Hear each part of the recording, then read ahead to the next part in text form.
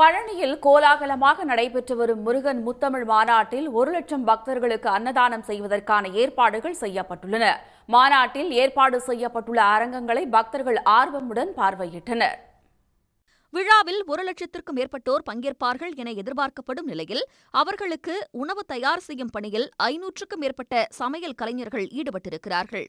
உள்ளூர் பக்தர்கள் மட்டுமின்றி வெளிநாடுகளில் இருந்து வந்திருக்கும் பக்தர்களுக்கு ஏற்ற வகையிலும் உணவு பட்டியல் தயார் செய்யப்பட்டுள்ளது.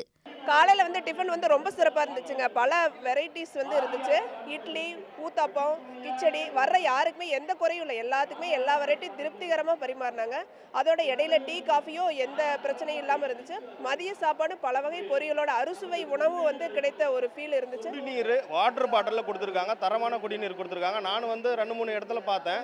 உணவிடம் 1, 2, 3ன்ட்டெல்லாம் 4-5 இடத்துல சாப்பாடு போட்டுருந்தாங்க. ஸோ நிறைய பேர் பார்த்தீங்கன்னா இந்த வசதி இதெல்லாம் பார்க்குறதில்ல யாரும். நிறைய பேர் பிளேட்டில் வாங்கிட்டு போயிட்டு சில ஸ்டாண்டு மாதிரி இருக்கிற உட்காந்து சாப்பிட்றாங்க. நிறைய பேர் சேர் மேலே உட்காந்து சாப்பிட்றாங்க.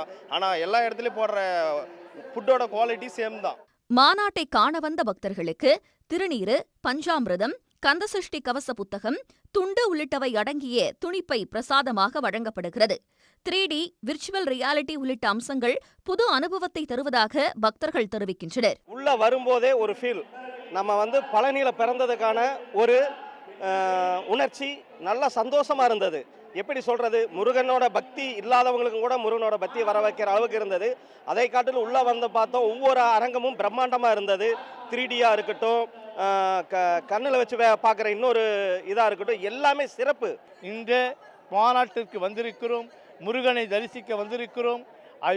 அவர்கள் உள்ளத்திலே இருக்கின்ற, ஜப்பானியன் உள்ளத்திலே இருக்கின்ற முருகனை இங்கே நேரில் பார்ப்பதற்கு நான் ஒரு குறைந்தது 100 தடவையாவது வந்திருப்பேன்.